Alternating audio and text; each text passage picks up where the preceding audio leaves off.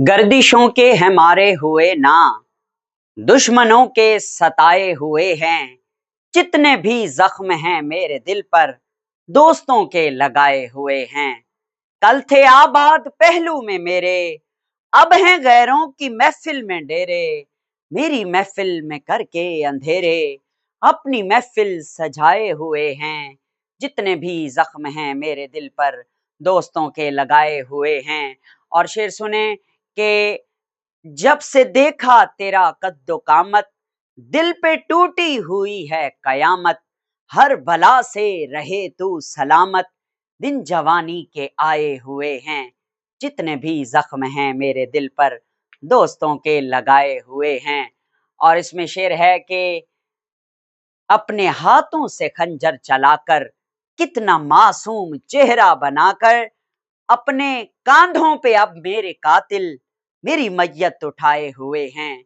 जितने भी जख्म और दे मुझको दे और साकी, होश रहता है थोड़ा सा बाकी।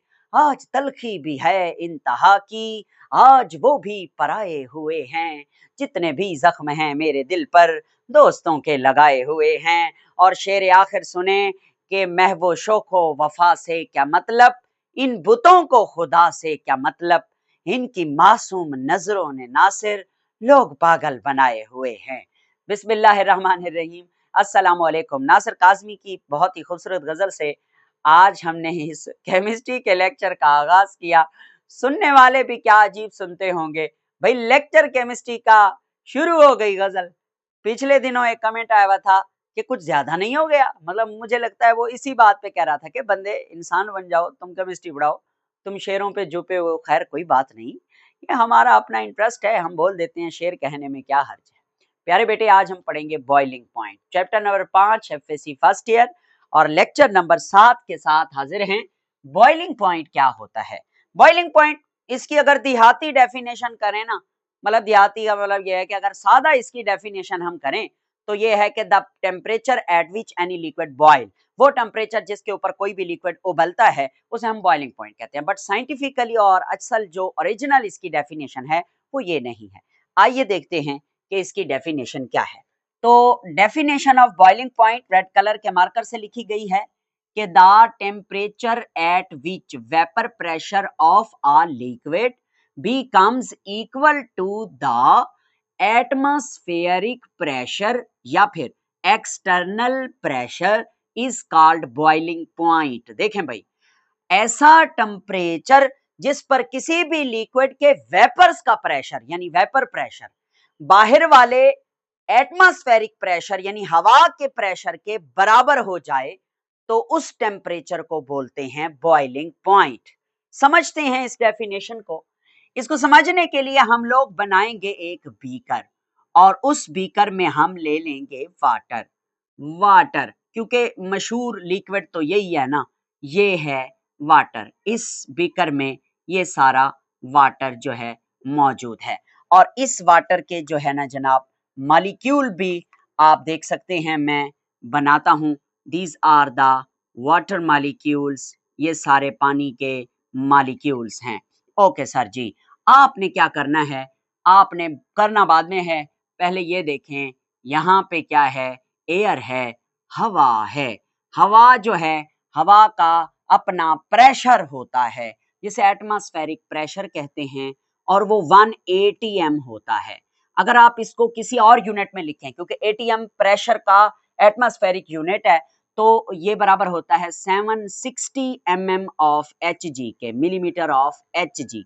और ये जो 760 mmHg है, that is equal to 760 torr. 760 torr यानी यूं समझ लें कि 1 atm 760 mmHg या फिर 760 टॉर के बराबर है। टॉर भी क्या है, यूनिट है प्रेशर का। प्रेशर के बहुत सारे यूनिट हैं, तो 1 mmHg और 1 टॉर आपस में बराबर होते हैं, इसलिए 760 टॉर और 760 mmHg ये भी आपस में बराबर होते हैं। तो हवा का भी अपना प्रेशर है जिसे एटमॉस्फेरिक प्रेशर भी या फिर एक्सटर्नल प्रेशर का नाम देते हैं। ओके, हमने क्या करना है, हमने इस लिक्विड को, इस पानी को यहां से हीट करना है। जब हम इसको हीट करेंगे ना मेरे बेटे, तो अंदर जो है वो हीट जाएगी। जब अंदर हीट जाएगी तो मॉलिक्यूल्स की काइनेटिक एनर्जी में इजाफा होगा। जब मॉलिक्यूल की काइनेटिक एनर्जी में आहिस्ता आहिस्ता इजाफा होता जाएगा तो मॉलिक्यूल ज्यादा इवेपोरेट होते जाएंगे। इवेपोरेशन का रेट बढ़ेगा जिससे बहुत ज्यादा वेपर्स जो है वो बनना शुरू हो जाएंगे। यहाँ पर काफी सारे वेपर्स बनते जाएंगे। जब वेपर्स ज्यादा बनेंगे तो जाहिर है उन वेपर्स का प्रेशर भी होगा, वेपर्स का प्रेशर भी होगा। तो एक वक्त ऐसा आएगा कि इन बनने वाले वेपर्स का प्रेशर बाहर मौजूद हवा या एक्सटर्नल प्रेशर के बराबर हो जाएगा। जैसे ही वेपर का प्रेशर एक्सटर्नल प्रेशर के बराबर होगा, लिक्विड उबलना शुरू कर देगा और उबलते हुए लिक्विड के अंदर हम थर्मामीटर डाल के टेम्परेचर नोट करेंगे कि क्या टेम्परेचर है इस उबलते हुए लिक्विड का। तो जो भी टेम्परेचर हमें मिलेगा हम उसको बॉइलिंग पॉइंट का नाम देंगे। तो ये है बॉइलिंग पॉइंट की डेफिनेशन। ओके मेरे बेटे, अब जरा कुछ बातें हैं जो आपको समझानी है।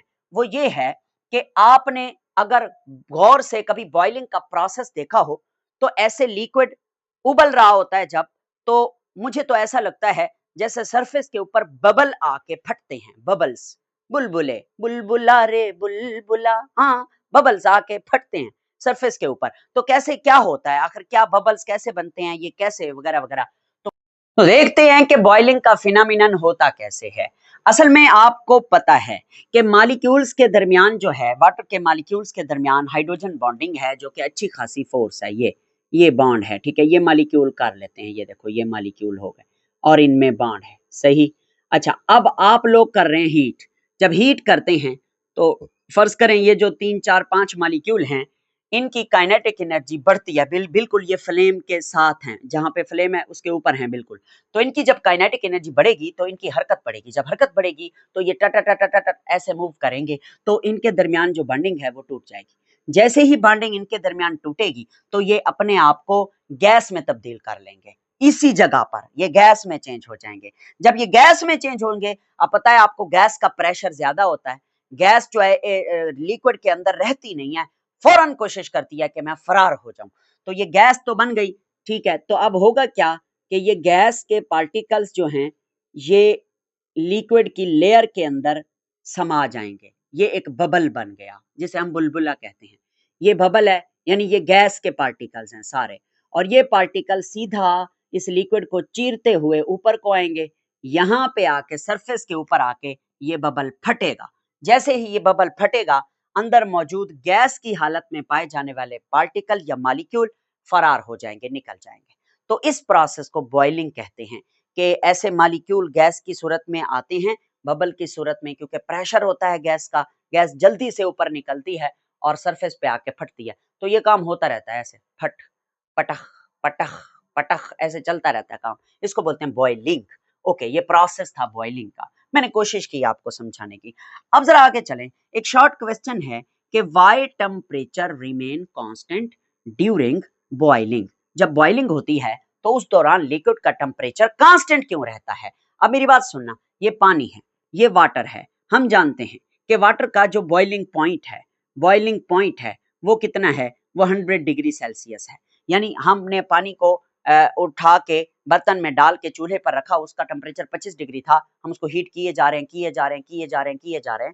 जब वाटर 100 डिग्री सेल्सियस पर पहुंचा तो वाटर्स के बनने वाले वेपर्स का वेपर प्रेशर एक्सटर्नल प्रेशर के बराबर हो गया और पानी ने उबलना शुरू कर दिया। तो अब हमने थर्मामीटर डाल के चेक किया तो उबलते हुए पानी का टेम्परेचर कितना था, 100 डिग्री सेल्सियस, ठीक है। 20 मिनट के बाद, पानी काफी सारा था, 20 मिनट के बाद हमने कहा कि हम दोबारा से चेक करते हैं थर्मामीटर डाल के कि अब पानी का टेम्परेचर क्या है। जब 20 मिनट के बाद हमने दोबारा से डाला थर्मामीटर तो अब भी टेम्परेचर जो अंदर था वाटर का वो 100 डिग्री सेल्सियस था। सर जी ऐसा क्यों है? हालांकि हम तो नीचे से मुसलसल चूल्हा जलाए बैठे हैं, हमने तो नीचे से मुसलसल आग दे रहे हैं, हम अंदर दाखिल होती गई हीट तो ज्यादा से ज्यादा टेम्परेचर बढ़ जाता लिक्विड का, 100 से अबव हो जाता, मगर नहीं, वो बॉइलिंग पॉइंट पर पहुंचा 100 तक।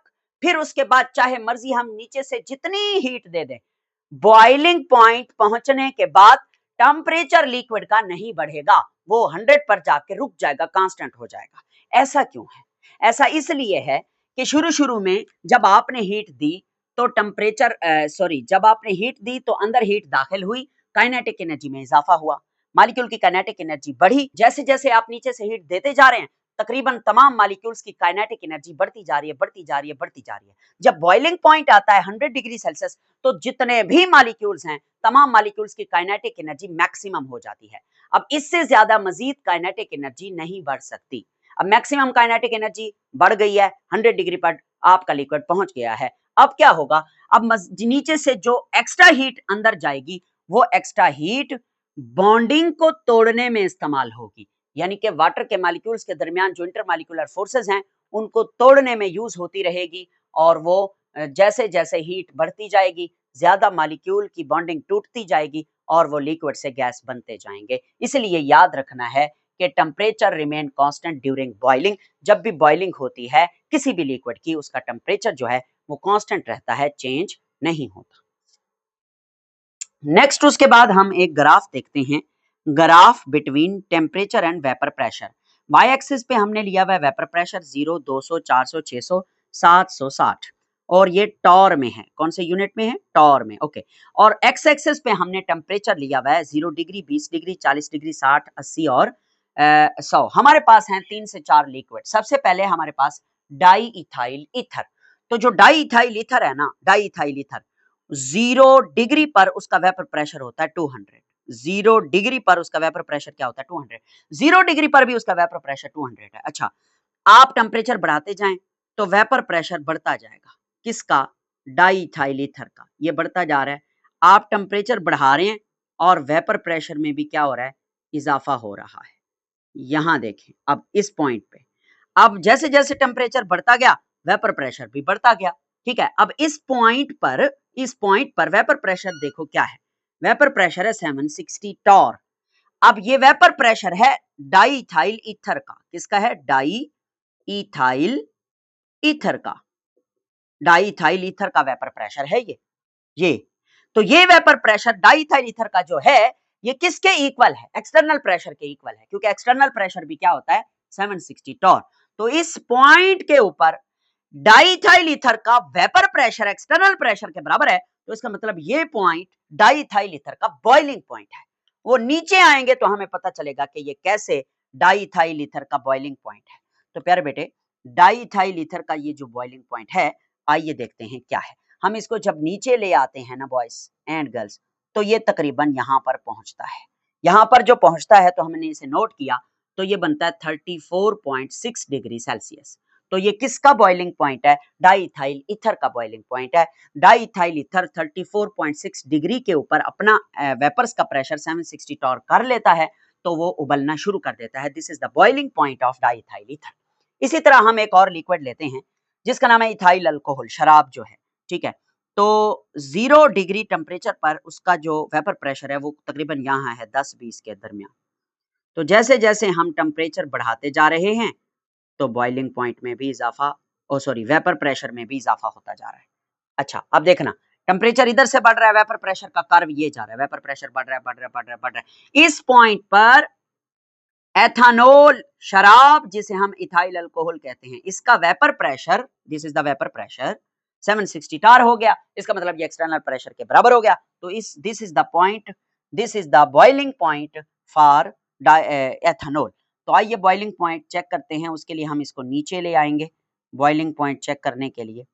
तो ये तकरीबन यहाँ पे आ जाएगा। ठीक है, ये स्केल से तो हम बना नहीं रहे, आइडिया बिल्कुल क्लियर हो रहा है यहाँ पर। और ये होता है 78.3 डिग्री सेल्सियस। तो इथाइल अल्कोहल एथानोल का जो बॉइलिंग पॉइंट है वो 78.3। अब हम वाटर को ले लेते हैं, पानी। पानी का 0 पर जो वेपर प्रेशर होता है वो तकरीबन 4 टार के बराबर होता है।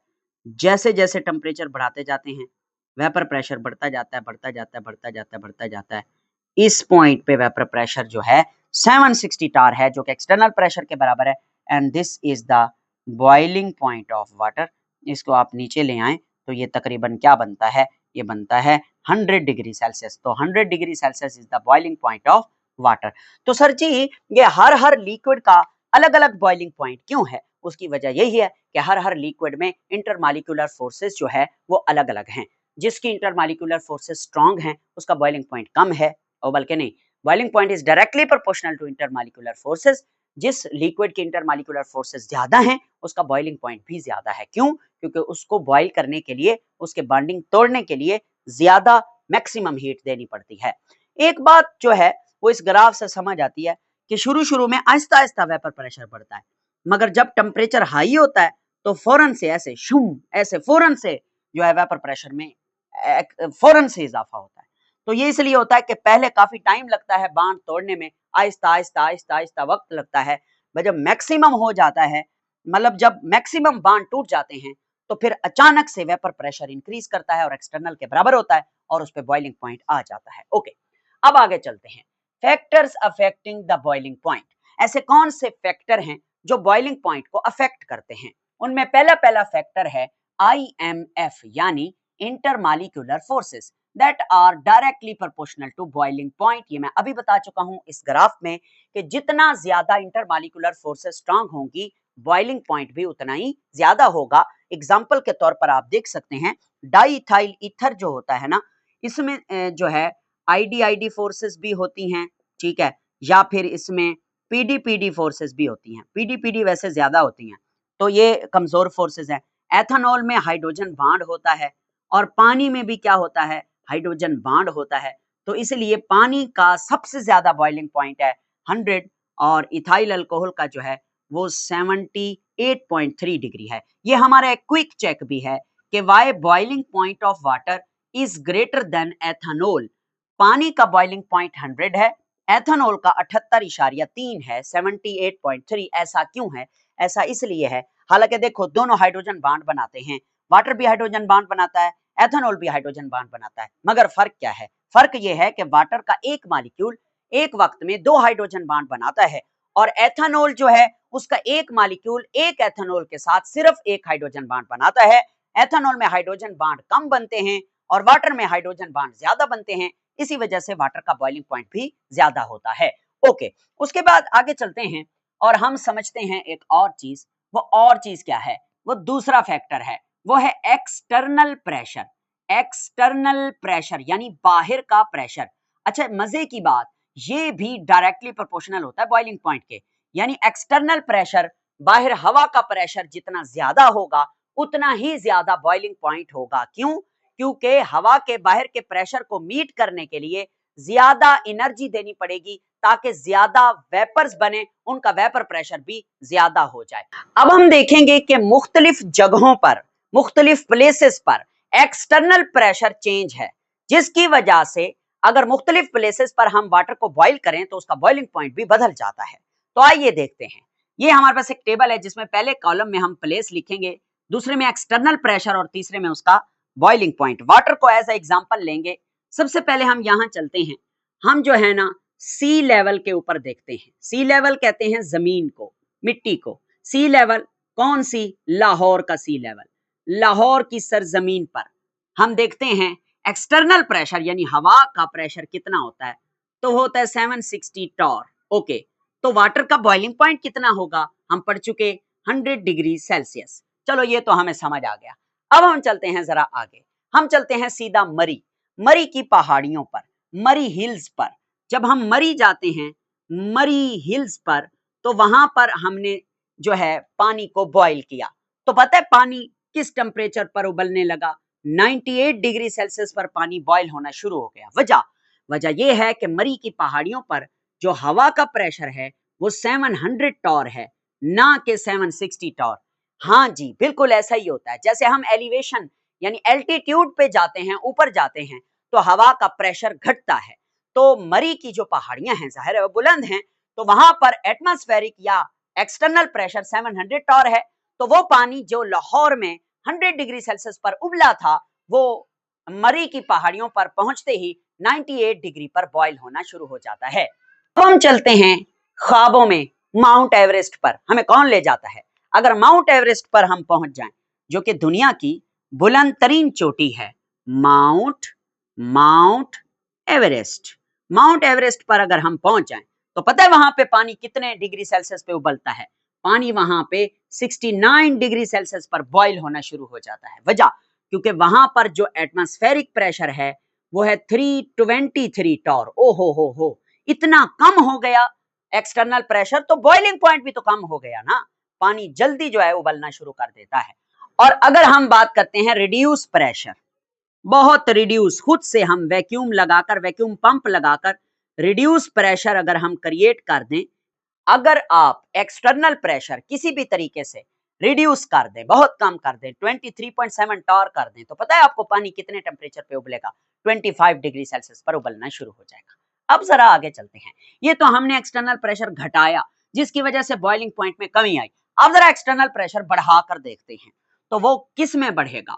वो बढ़ेगा प्रेशर कुकर के अंदर। जी हाँ, प्रेशर कुकर में जो है वो प्रेशर होता है, एक्सटर्नल प्रेशर जिसे हम कहते हैं 1489 टॉर। जी, तकरीबन 1500 टॉर के बराबर। और आपको पता है प्रेशर कुकर में पानी किस टेम्परेचर पे उबलता है? 120 डिग्री पे उबलता है। इसका मतलब अगर आप एक्सटर्नल प्रेशर बढ़ा देते हैं तो बॉइलिंग पॉइंट में भी क्या हो जाता है? इजाफा हो जाता है।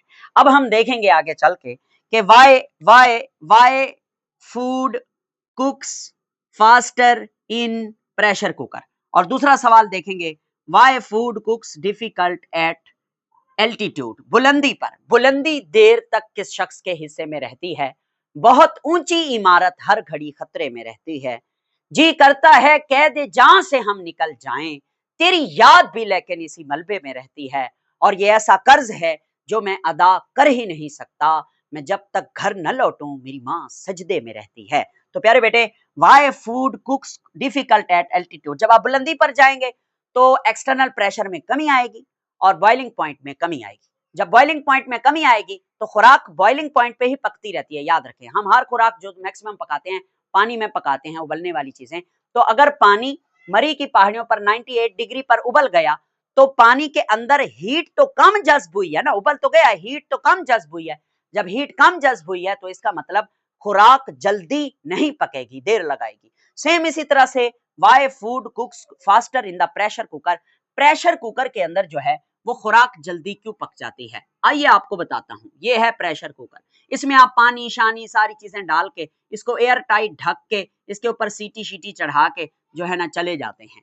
अब इसके अंदर पानी है, ठीक है, पानी जो है उसको नीचे से हीट मिल रही है और उसके वेपर्स बन रहे हैं, उनका वेपर प्रेशर भी जन्म ले रहा है। अब ऊपर तो ढक्कन है, हवा नहीं है, ढक्कन का दबाव है। अब ढक्कन का ये जो दबाव है ये एक्सटर्नल प्रेशर काउंट होगा तो मैक्सिमम वेपर्स बनेंगे ताकि इस ढक्कन के प्रेशर को वो मीट करें। तो ये जो वेपर्स यहां बन रहे हैं वो अपने प्रेशर को इस प्रेशर के बराबर लेकर आएंगे, 1489 टॉर तक लेकर आएंगे। तो इतना ज्यादा प्रेशर वेपर्स का कब होगा? जब ज्यादा वेपर्स बनेंगे। तो ज्यादा वेपर्स को बनाने के लिए ये जो लिक्विड है ये मैक्सिमम हीट अपने अंदर जज्ब करेगा और वो 100 नहीं 120 डिग्री की हीट अपने अंदर जज्ब करके फिर अपने इस इन वेपर्स के प्रेशर को एक्सटर्नल प्रेशर के मीटअप बराबर लेकर आएगा, फिर जाके लिक्विड उबलेगा। अब इस कुकर में लिक्विड उबला 120 डिग्री पर, तो कुकर में हीट ज्यादा शामिल हो गई। तो जब हीट ज्यादा दाखिल हो गई तो इसका मतलब खुराक फौरन या बल्कि जल्दी पक जाएगी। तो ये था इसका phenomenon. Thank you very much, अगले लेसन में मिलते हैं।